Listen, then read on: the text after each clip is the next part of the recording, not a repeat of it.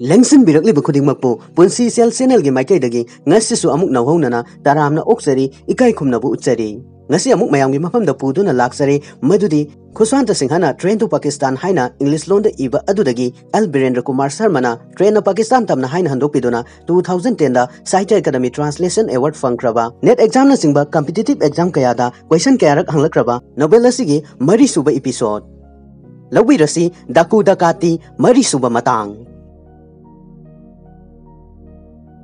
सरकार की फमनाइबा अचौब सांगसिंगी मरक्ता मानो माजरा मरुओइबा मफम अमा ओइरमे मरमदि रेलवे की थोंदुगी अवांग हेक थंगबदा दाग बांग्लो अमा लई बांग्लो दु खाकी मसुगी सेकना साई युमथक्तु इपाक पाई ममांगदा मांगोल अमसु लई मांगोल दु तुरेलोमदा ओनसिली नेमतक तौबा लैपन मरीना इकोई कोइना खाजिनबा इंखोलदुगी मयाई मक्तदा बांग्लो दु लई थोंगा लोमदगिना मांगोल की सुरी ताफम फावबदा नाक येता चेकना निंगथीना लैतेंगलबा लंबी मचा अमा लई लंबी दुना कोइरप तौना निंगथीरबा सुमांगदुबु तरु तरुना मसक थोकहले सिटना न वाई तैथोकलबा सुमांगदो नापी मका अमा फौ ताहंदना तनाल तनाल हल्ली मांगोल की मनाक ओइरपना मांगलोमदा लैरिबा अखा मचा सिंगी परेंग नाइना पिकतक सेंगतक सारिबा लैना युम सिंगदुगी मयादा मना पुंगबा मालिका पांबी कया अमसु हौरे तसेंगबा मक्ति बांग्लोदो ममांगई रेलवे की थोंगदु सांगईदा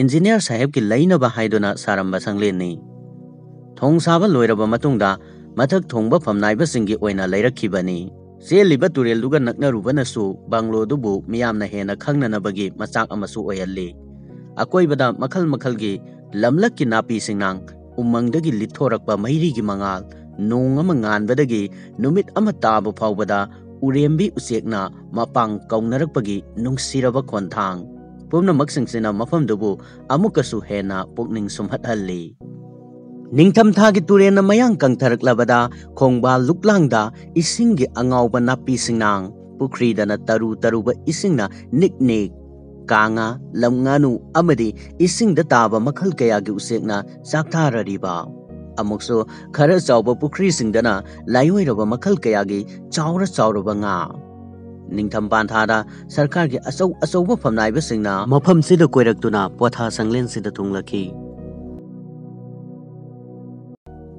अयुक अंगनबदा मखोइना इसिंगी उसे कापकनी नुंगथिलदा उरेम्बी तानगनी नुमित लैथरकलबदा खोइ सोपतुना nga फागनी अदुगा नुमिदांग वैरमदना संगु नाइना पाइनरकपा लमंगानु पुमनमक सिंगसिना अमुकसु निंगथी हल्लबा मफम हाइबदु ओहल्ली यनिंग था संगलकलबदना महौसा लाइरेम्बी की सकलोंदा ngauजरबसिंगना मफमसिदा अमुक तंगदा ओइरबसु लाक्सरगा मपुकनिंगी पोथाफम थीरनी मसिंदा युगी यौम अमतंग सिंगलगा नुंगसिबा दृश्य सिंगदो ममित पेन येंगलगनी उरकनी कोमला मचू मालबा नुमित की चाय थरकबा मसेक इमाइदा तनिक तनिक साइरिबा ngangrana कोरौगी सना मचू अमुकसु तारकनी खोंगबा लुकलांग अमदी पाथी कोमथी मरकदगी सकलकबा हंगोइगी नौसुम इसै लोइनना चटख्रिबा ट्रेन गी अरुंबा खोंजेल मसी मसु उरकनी कोरौना नारन चनख्रबदा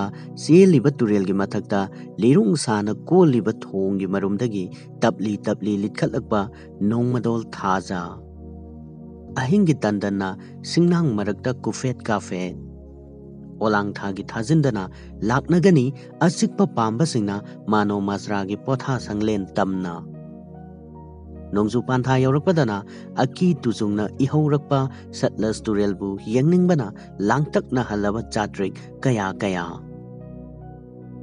दाकुसिनो ओट नैखिबा नुमिदांगदुगी ममांगी अयुक्तुदा कनागुंबा अखनबा अतिथि अमा ओकदौबगी दाग बांग्लोदो निंगथीना सेमसारमे वाइसिटपसिंगना इरुजफम अमदी लैनबा कासिंगदो तरु तरु सिंगदोकलगा लंबीदो इसिंग खिकलमे लोइसंगी खौबुनाय अकामचादुगा मागी लोइनबीदुगना उफुल वाइफुल तकथोक नानथोक्तुना पोत चैसिंगदो मफम साना साना लोइसिल्ले वाइसिटपगी मचानिपा पुंकक साउबदुना पंखागी थौरीदो हंदोकले माना लांबा फंगबा मफमदा मांगोलदगी लेपना लेपना हुंबा यानबा सेमलेबनी इहन हल्लिबा अंगांगबा मसुगी ख्वांगजेट अमा लाक्सिल्ली मांगोलदा फमदुना पंखागी थौरीदो किसी किथोक किसिन तौरी ꯆꯥꯛꯁꯪꯂꯣꯝꯗꯒꯤꯅ ꯌꯦꯟ ꯉꯧꯕꯒꯤ ꯃꯅꯝ ꯂꯥꯛꯂꯤ꯫ ꯑꯌꯨꯛꯀꯤ ꯄꯨꯡ 12 ꯔꯣꯝ ꯇꯥꯕꯗ ꯄꯨꯂꯤꯁꯀꯤ ꯁꯕ ꯏꯟꯁꯄꯦꯛꯇꯔ ꯑꯃꯒ ꯗꯥꯔꯣꯒꯥ ꯑꯅꯤꯒꯅ ꯁꯦꯝ ꯁꯥꯔꯤꯕ ꯄꯨꯝꯕꯗꯨ ꯌꯦꯡꯁꯤꯟꯕ ꯂꯥꯛꯂꯝꯃꯤ꯫ ꯆꯝꯄ꯭ꯔꯥꯁꯤ ꯑꯅꯤꯈꯛꯁꯨ ꯊꯨꯡꯂꯔꯦ꯫ ꯃꯈꯣꯏꯅꯤꯗꯣ ꯑꯉꯧꯕ ꯐꯤꯖꯣꯜ ꯁꯦꯠꯂꯤ, ꯑꯉꯥꯡꯕ ꯈ꯭ꯋꯥꯡꯁꯤꯠ ꯂꯥꯛꯏ, ꯑꯄꯥꯛꯄ ꯕꯤꯂꯥꯏ ꯊꯦꯠꯄ ꯑꯉꯧꯕ ꯀꯣꯌꯦꯠ ꯑꯃ ꯌꯦꯠꯂꯤ꯫ ꯊꯦꯠꯂꯤꯕ ꯕꯤꯂꯥꯏꯗꯨ ꯄꯤꯊ꯭ꯔꯥꯏꯅ ꯍꯛꯄ ꯄꯟꯖꯥꯕ ꯁꯔꯀꯥꯔꯒꯤ ꯑꯣꯏꯕ ꯂꯝꯗꯝꯗꯨꯕꯨ ꯃꯍꯨꯠ ꯁꯤꯜꯂꯤꯕ ꯇꯨꯔꯦꯜꯒꯤ ꯏꯊꯛ 5 ꯑꯃꯁꯨꯡ ꯃꯗꯨꯒꯤ ꯃꯊꯛꯇ ꯀꯥꯈꯠꯂꯛꯂꯤꯕ ꯅꯨꯃꯤꯠꯅꯤ꯫ ꯈꯨꯟꯒꯤ ꯃꯤꯑꯣꯏ ꯈꯔꯅ ꯂꯣꯏꯁꯪꯒꯤ ꯆꯦ ꯆꯥꯡ ꯑꯃꯗꯤ ꯄꯣꯠꯌꯣꯝ ꯆꯌꯣꯝ ꯀꯌꯥ ꯊꯥꯡꯗꯨꯅ ꯄꯨꯁꯤꯜꯂꯛꯏ꯫ ꯄꯨꯡꯈꯥꯏ ꯑꯃꯔꯣꯝꯒꯤ ꯃꯇꯨꯡꯗ ꯑꯃꯦꯔꯤꯀꯥꯅ ꯁꯥꯕ ꯎꯠ ꯃꯆꯨꯒꯤ ꯀꯥꯔ ꯑꯃ ꯊꯧꯖꯤꯜꯂꯛꯏ꯫ ꯀꯥꯔ ꯃꯅꯨꯡꯗꯒꯤ ꯆꯝꯄ꯭ꯔꯥꯁꯤꯗꯨ ꯀꯨꯝꯊꯔꯛꯂꯒ ꯃꯅꯤꯡ ꯊꯪꯕ ꯊꯣꯡꯗꯨ ꯍꯥꯡꯗꯣꯛꯏ꯫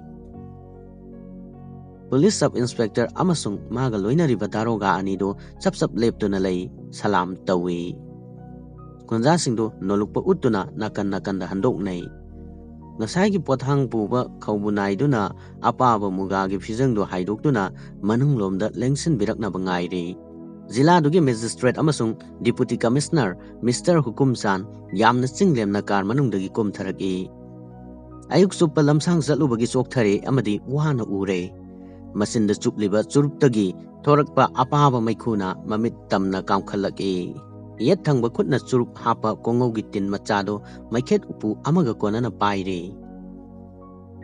ꯆꯤꯡꯂꯦꯝꯕ ꯈꯣꯡꯊꯥꯡꯗ ꯆꯪꯁꯤꯜꯂꯛꯂꯒ ꯌꯥꯝꯅ ꯈꯪꯅ ꯆꯥꯟꯅꯕꯒꯤ ꯃꯑꯣꯡꯗ ꯏꯟꯁꯄꯦꯛꯇꯔ ꯑꯗꯨꯒꯤ ꯃꯅꯪꯒꯟꯗ ꯈꯨꯕꯥꯛꯅ ꯄꯣꯞ ꯊꯥꯔꯩ꯫ ꯑꯇꯩꯅ ꯄꯨꯛꯅꯤꯡ ꯆꯪꯅ ꯆꯞ ꯂꯦꯞꯇꯨꯅ ꯂꯩꯅꯩ꯫ "ꯏꯟꯁꯄꯦꯛꯇꯔ ꯁꯥꯍꯦꯕ, ꯂꯥꯛꯑꯣ ꯆꯪꯂꯁꯤ꯫" ꯏꯟꯁꯄꯦꯛꯇꯔꯒꯤ ꯃꯈꯨꯠ ꯌꯦꯠꯇꯨ ꯄꯥꯏꯔꯗꯨꯅ ꯀꯥ ꯃꯅꯨꯡꯗ ꯆꯪꯃꯤꯟꯅꯈꯤ꯫ ꯄꯣꯠ ꯄꯨꯕ ꯅꯨꯄꯥꯗꯨꯒ ꯆꯄ꯭ꯔꯥꯁꯤꯗꯨꯒꯅ ꯇꯨꯡ ꯏꯟꯅꯈꯤ꯫ ꯗꯥꯔꯣꯒꯥꯁꯤꯡꯗꯨꯅ ꯀꯥꯔꯗꯒꯤ ꯅꯝꯕꯣꯠ ꯍꯥꯄꯣꯠ ꯊꯥꯡꯗꯣꯛꯂꯤꯕ ꯗ꯭ꯔꯥꯏꯚꯔꯗꯨꯕꯨ ꯇꯦꯡꯕꯥꯡꯂꯤ꯫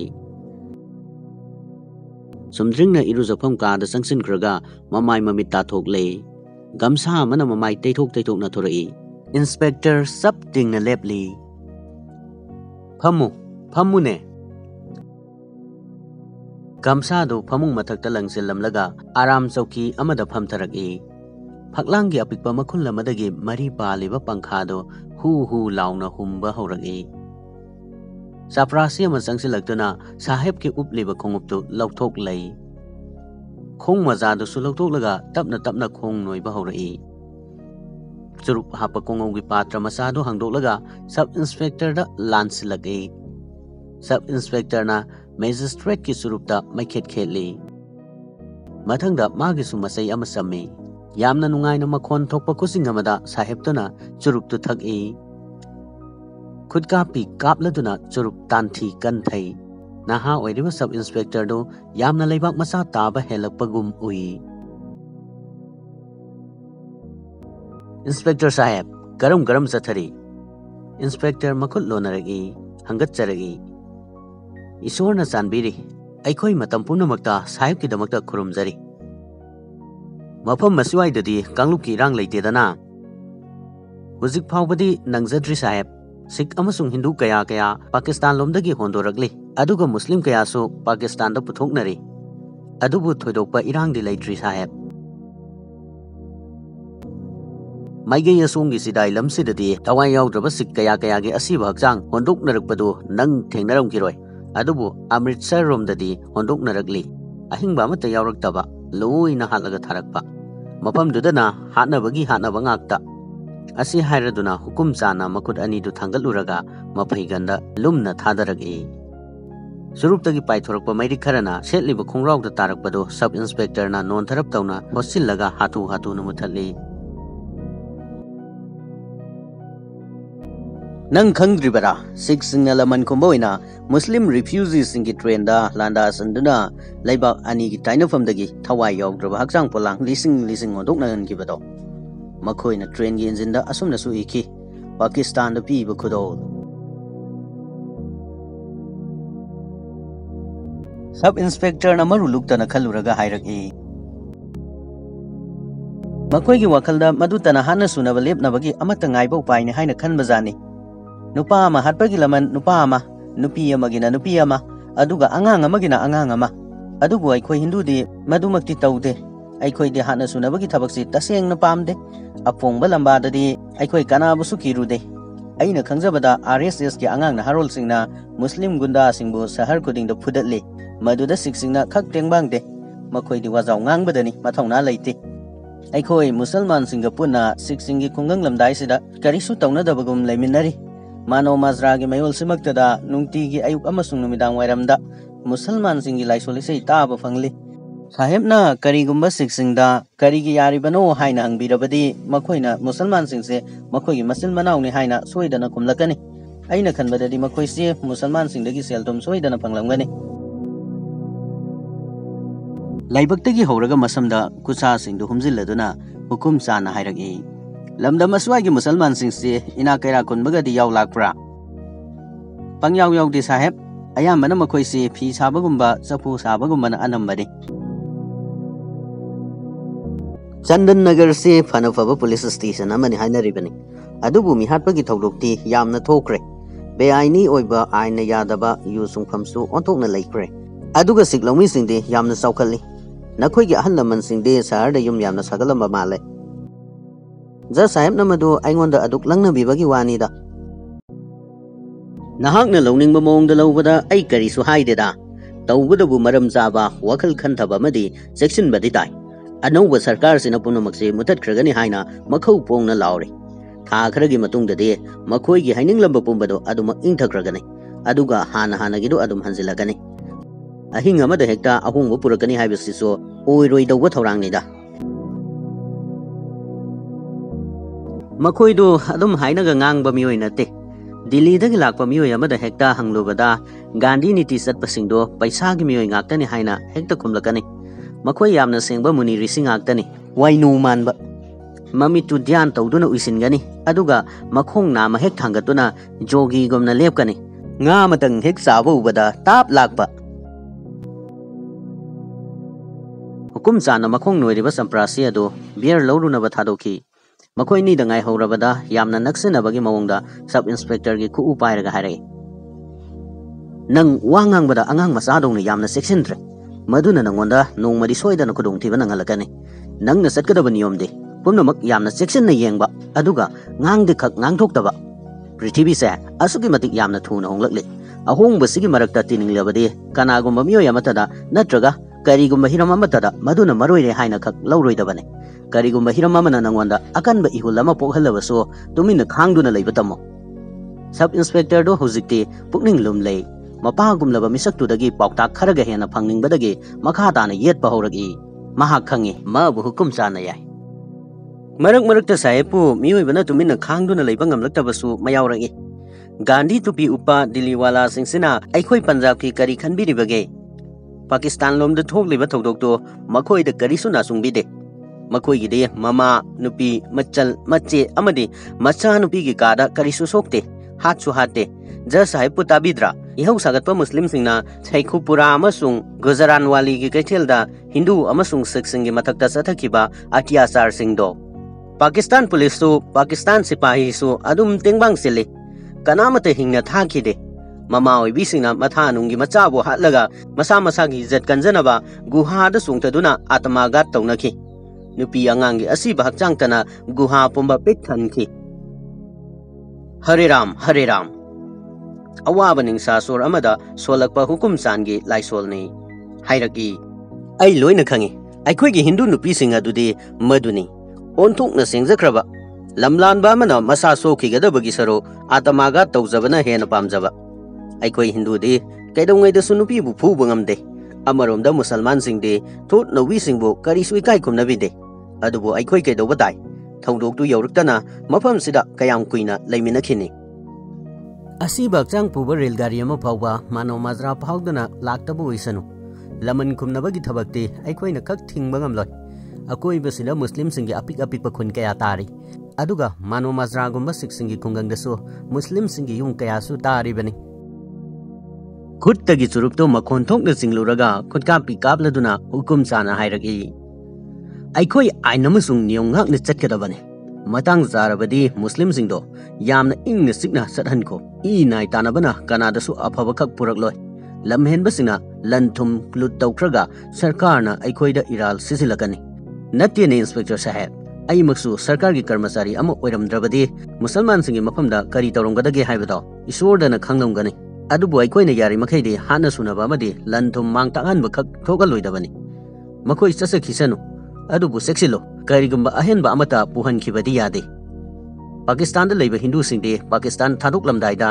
ꯂꯣꯏꯅ ꯃꯄꯣꯠ ꯃꯆꯩ ꯃꯨꯟꯕꯤꯍꯧꯔꯕꯅꯤ ꯅꯪ ꯈꯪꯗ꯭ꯔꯥ ꯄꯥꯀꯤꯁꯇꯥꯟꯒꯤ ꯃꯦꯖꯤꯁꯇ꯭ꯔꯦꯠꯁꯤꯡꯗꯣ ꯑꯍꯤꯡ ꯑꯃꯗ ꯂꯣꯏꯅ ꯀꯔꯣꯔꯄꯇꯤ ꯑꯣꯏꯅ ꯍꯧꯔꯕꯅꯤ ꯑꯩꯈꯣꯏꯒꯤ ꯃꯤꯆꯪꯗ ꯂꯩꯕ ꯈꯔꯗꯪꯅ ꯈꯖꯤꯛ ꯈꯔ ꯌꯦꯡꯕꯤꯕꯒꯤ ꯋꯥꯅꯤ ꯍꯥꯠꯅ ꯁꯨꯅꯕ ꯑꯃꯗꯤ ꯃꯩ ꯅꯨꯡ ꯊꯥꯅꯕ ꯃꯐꯝꯗ ꯁꯨꯞꯅꯗꯪꯒꯤ ꯁꯁꯄꯦꯟ ꯇꯧꯕ ꯅꯠꯇ꯭ꯔꯒ ꯇ꯭ꯔꯥꯟꯁꯐꯔ ꯇꯧꯕ ꯑꯗꯨ ꯈꯛꯇꯅꯤ ꯍꯥꯠꯅ ꯁꯨꯅꯕ ꯊꯣꯛꯍꯜꯂꯣꯏꯗꯕꯅꯤ ꯌꯥꯝꯅ ꯁꯥꯟꯇꯤ ꯑꯣꯏꯅ ꯍꯜꯍꯟꯈꯤꯒꯗꯕꯅꯤ ꯁꯦꯕꯥꯔꯤꯅ ꯕꯤꯌꯔ ꯂꯤꯛꯂꯤ ꯑꯃ ꯄꯨꯁꯤꯜꯂꯛꯏ ꯍꯨꯀꯨꯝ ꯆꯥꯟ ꯑꯃꯁꯨꯡ ꯁꯕ ꯏꯟꯁꯄꯦꯛꯇꯔ ꯃꯄꯨ ꯃꯅꯥꯏ ꯑꯅꯤꯒꯤ ꯃꯃꯥꯡꯗ ꯒ꯭ꯂꯥꯁ ꯑꯅꯤꯈꯛꯁꯨ ꯊꯝꯂꯩ ꯅꯠꯇꯦ ꯁꯥꯍꯦꯕ ꯀꯔꯝꯅ ꯍꯧꯅ ꯂꯤꯆꯠ ꯉꯥꯛꯇꯅ ꯅꯅꯥꯏ ꯑꯩꯅ ꯁꯥꯍꯦꯕꯀꯤ ꯃꯥꯡꯗ ꯒ꯭ꯂꯥꯁꯇꯨ ꯃꯈꯨꯠꯅ ꯈꯨꯝꯂꯒ ꯌꯥꯝꯅ ꯅꯣꯂꯨꯛꯅ ꯁꯕ ꯏꯟꯁꯄꯦꯛꯇꯔꯅ ꯍꯥꯏꯖꯔꯛꯏ ꯃꯦꯖꯤꯁꯇ꯭ꯔꯦꯠꯅ ꯋꯥꯀꯠꯇꯨ ꯈꯨꯗꯛꯇ ꯀꯛꯊꯠꯂꯤ ꯅꯪ ꯑꯩ ꯊꯛꯃꯤꯟꯅꯒꯗꯕꯅꯤ ꯑꯩꯅ ꯍꯥꯏꯔꯤꯕꯁꯤ ꯍꯨꯀꯨꯝꯅꯤ ꯑꯗꯥꯂꯤ ꯍꯩꯌꯨ ꯏꯟꯁꯄꯦꯛꯇꯔ ꯁꯥꯍꯦꯕꯀꯤ ꯒ꯭ꯂꯥꯁꯇꯨ ꯊꯟꯅꯕ ꯍꯩꯌꯨ ꯑꯗꯨꯒ ꯂꯟꯁꯨ ꯄꯨꯔꯒꯨ ꯁꯥꯍꯦꯕꯅ ꯍꯨꯀꯨꯝ ꯄꯤꯕꯤꯔꯕꯗꯤ ꯏꯟꯗꯕ ꯉꯝꯖꯔꯣꯏ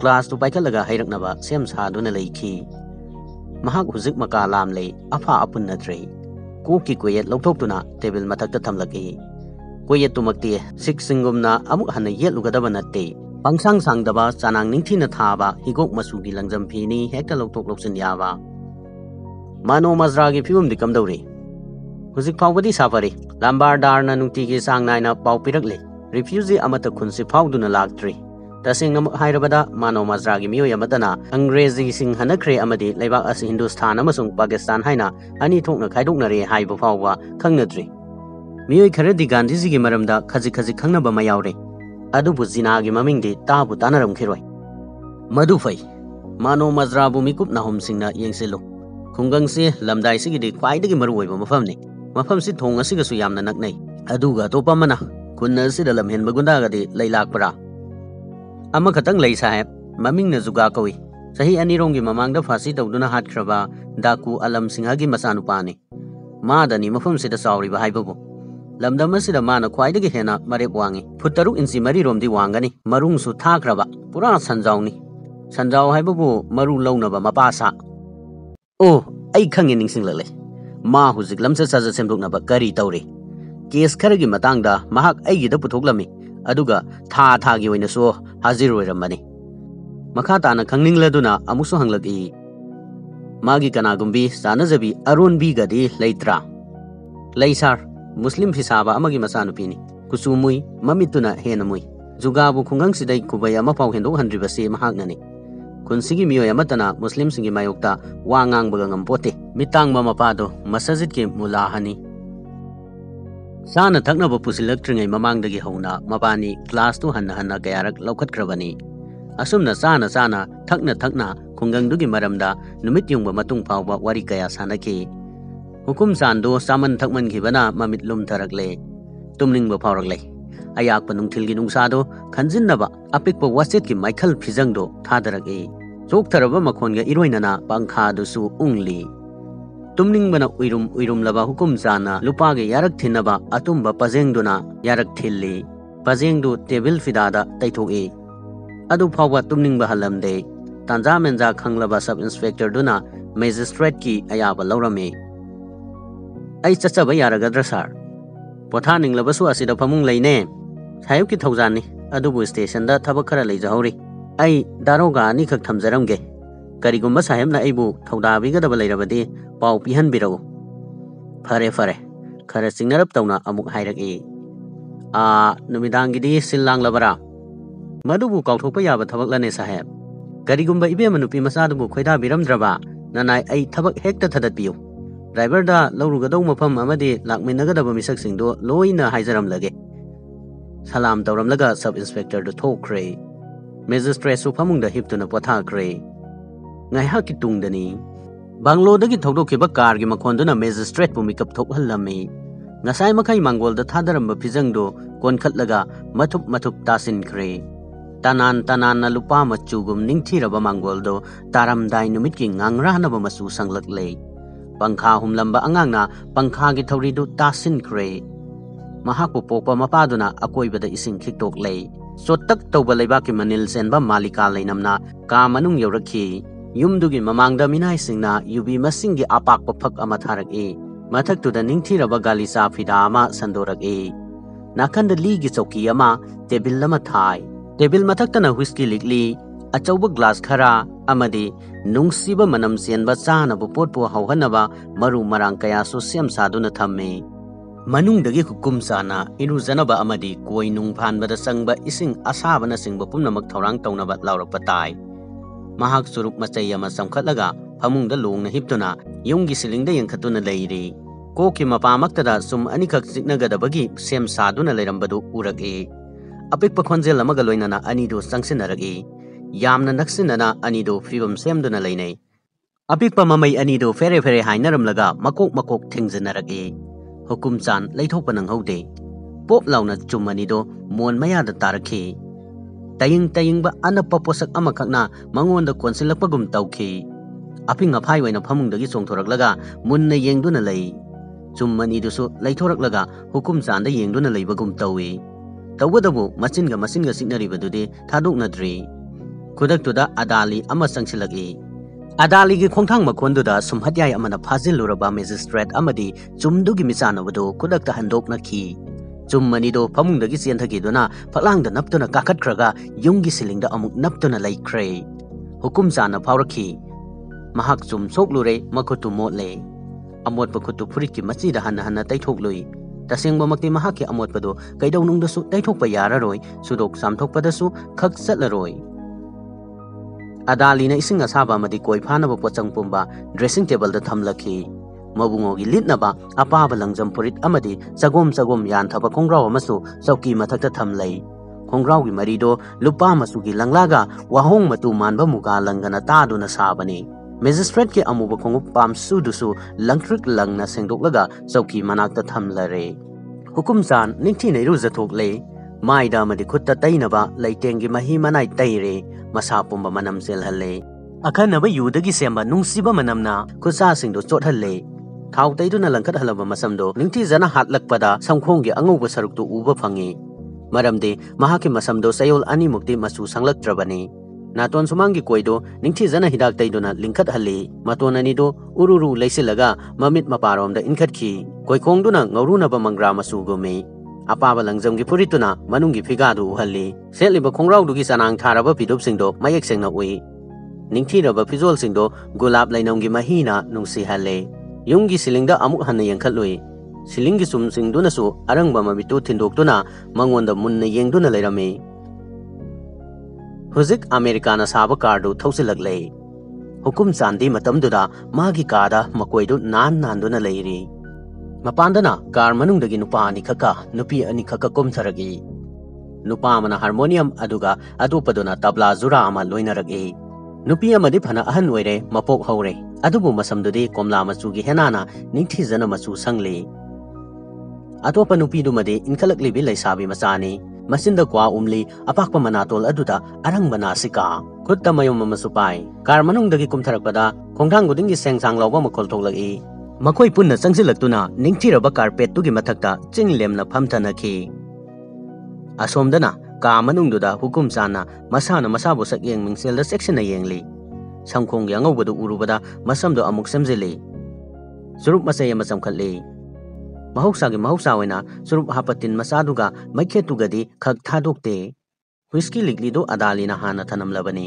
madu khangna thongdo tangkhai ma hangdoklaga manungdagi whisky purakna balaurak mapanda ngainari besingdugi mapamda mahak lengthora kadore haibagi ingit ni atai karigi su natte gam lauba ahuba makol amaga loinana thongdu thingjilamlaga magistrate to mapanda lengthorak lei singlemba sajata changnaina thangliba khongthangni langtrik langba pamsuna laimaida netharakpa khudingi ge lauba khonthang loinana sangsilaktuna ligi chauki da phamtharare tilamba miyamdo chap lepkhat nai jantra khongba nupa ani duna salam tawraki mangak non thai maya yaudrobi hanubiduna konjel wangna sai tharaki hingatla sanu mingset chaukhatla sanu ijat ibiramu nahaki kalamduna mayek lising na khujing oiduna lising chama Mathut karaklibi leisabi machadugi kajana leitenglaba arauba mamituna magistrate thamli.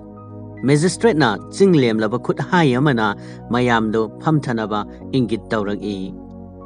Hanubidugi khonjeldu nemthaki makhoi marido carpet mathakta phamthanaki. Thaugan naiduna haitharakpa whisky ga soda ga yanaba mahidu thakluraba magistrate tuna naton sumangi koidu kunamna tapli nali. Atumba koigi matondusu tapli thengluri. Nupi masadu huzik khongda khongji sizin kre. Tabla yaibadusu nungthang machamana kok yairaduna tabla mari chingkhatuna sem saba haurakle. Khusana tabla da tang harmonium gi surga chana halle. Jantra khongba singdo sem saba loire. Isai haugadore. Leisabi masadu mayadagi kwa othokre hanna khawdemduna makhanau nalhan kre. Hanubiduna hangat charagi.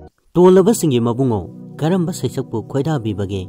Paka Shastriya Sangit pambibara natraga film gi isai sakhan jaura. Paka du pamde film isai gumba nungsi baisai yaraga de Punjabi gi na hena phai. Leisabi masaduna salam tawraga nolukna apambadu thauganjage. Jantra khongba singdu leisabi masaduga ngaihak chungsinaduna wata nai. Jantra khongat lagi. Tabla du ngaihak hongna thiluraga tabtharaktuna harmonium ga suna halle. Huzik tabla thinbaduga harmonium khongbaduga hidanabagi mawongda atyenba sangat ama chathari. Saisakpi nupi masadudi tumina adum phamle.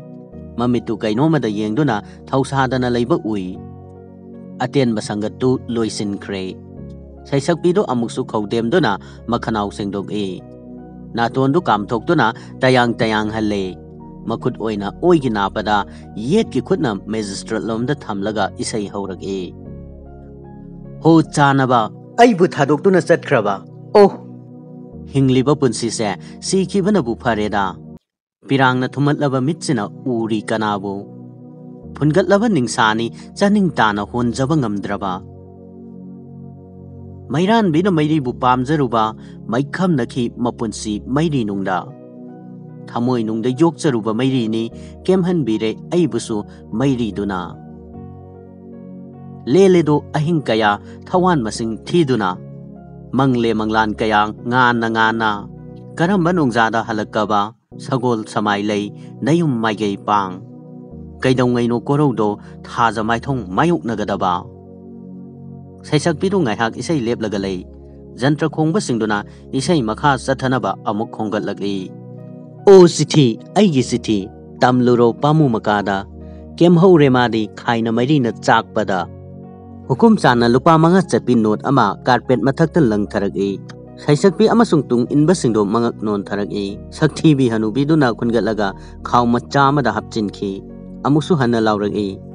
Matam sang na lagak mapu oibiyu. Ibiramu lising na kuzing oy. Lising na.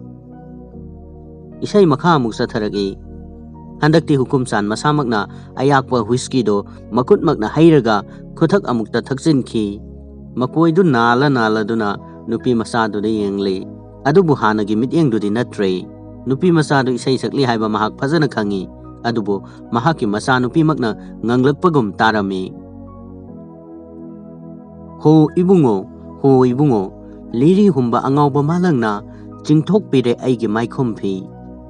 Achamba langjamgi maikhom angangba maikhom. Hukum san nungai taba phauruklami. Yu glass amagasu amuk thaksile. Nunggi oiba achumaran khanbagi thauna du tanthokre.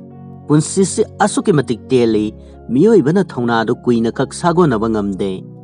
Saheb to khudka pi kapla duna maphai ganda makhutna tal thara duna isai gi ras suple. Ho ibungo Huzik numidang waigi musiba mangalda mara duna thasi gi amambadu thunglare. Torbanda hangoi gi sangu kayana go ga khongat narakle. Singnang marakta gi harausu isai ngangkhat narakle. Khawbunai na parafin lamp pusilagi. Thawmai gi mangana mafamdo langkhat pa amaga loinana ingan halle. Thaliba thawmai gi masek oiba marumna hukum sanda tarari. Maingal dagi khara thaidok na famli bi saisak pidubu saheb to na mita na yengle. Tasengnamak mahak yamna nauzaribini, mikut changdribini. Phigagi thakhumdo masaga sana phatre, lamlanba kanagi khutka kaidongnungda sakhangnakhidri. Nupi masase aigi isa nupi dagisu henna nauromkhini. Khanghoudana haurakpa wakhalgi ithakni, yu glass amagasu amuk thaksinduna ithaktu nemthahanki. Punsisi masini, sunadraba chanabi amadi hingnanaba khakta lining oiba lamsattu thadoktuna ngamnamak mayoknaba tai. Nupidu nupadu dagi paisa pambini, aduga nupadu su nupidu dagi. Saisakpidugi lupa machuna hat-hattuna leitingliba Venice ki sel mayek singduna amuba masugi saridu amukasu irang langkat halli. Natonda ngaliba hiradusu tanik li. Hukumsan yu amusu hanna thaksile, lakadaba wakal pumba loina tanthokre. Mugagi rumalduna makoidu nanthok-i. Auba khaudem amagi tungda khudka pikapladuna mabukning nungai thorak-i. Film isai amagi matungda amana mathang samtharak-i. Hindustan gi saisaka kha America gi sathek Tiango ga amuksu Brazil gi khuthek Siambia ga khusamnana chatminarakpagum uri. Tasengnamak hukum sana khangjaba isai pumnamak loina saktokre numittuda. Sakthako nangna aphaba isai ama hekta anuba ama nungaigadaba. Nupi masadu isai sakpa amuk haugatlak-i. Handakti mayektu Ingraji gi wahay kaya thesilakpagum tawi. Nongmaising amagi matungda nongmaising o aigi punsi. Wawa. Hukumsan mabukning nungai khalak-i. Handakti isai du loirabada mga chatpi notu laymayda thadaraktre. Nupi masaduda makutmaktagi lauro law haina ingit tawrak-i. Hanubiduna nupi masaduda insile. Changsilo, sarkar na nang bukok sinbiri. Laisabi masaduna sangsin kiduna paisadu laam lori. Hukum sana masagi makuto amuk singsin kiduna matabakta thamki. Mihawwa magaloy na mayado su higatli. Nupi masado jantra kongba singduda hanna yang thorak-i. Mating pangbiyu haibagi matani. Hukum sana noto amuk table mathakta thami. Nupi masado na phangki dawrabada amuksu matabakta thamki. Higatlaba mayado hena thoina lauthorak-i. Nupi masado amuk hana tengbang binaba koyeng yenglak-i. Hukum sana amukso hana no tu paisinki. Sarkar da changsiluni bema. Hanubiduna laurak-i. Nupi masado haiba inbi ama oina magistrate ki nakta changsinki. Khudakta hukum sana nupi masado gi makwangda makut namana sejet konsinki. Nang isai fajana sagi. Nupi masado na amukso koiraungnaba mamittuna leiduna jantra khongbaromda yenglak-i. Sarkar na nangonda wangang biri. Karigino nangna khumdribabo. Sarkar yamna nauzaribi angangni. Ikaisu onthokna thikraba khara leiraga haijarakani. Hanubiduna sugaina taklak-i. Hukum chana nik cholaba whisky glass to nupi masadugi masin banda thamlaga se kitang thago suknagi khuchup amatang aigi mai yengduna. Nupi masadu adumak iting-tingna lepli. Hanubiduna amuk ngang tharak-i.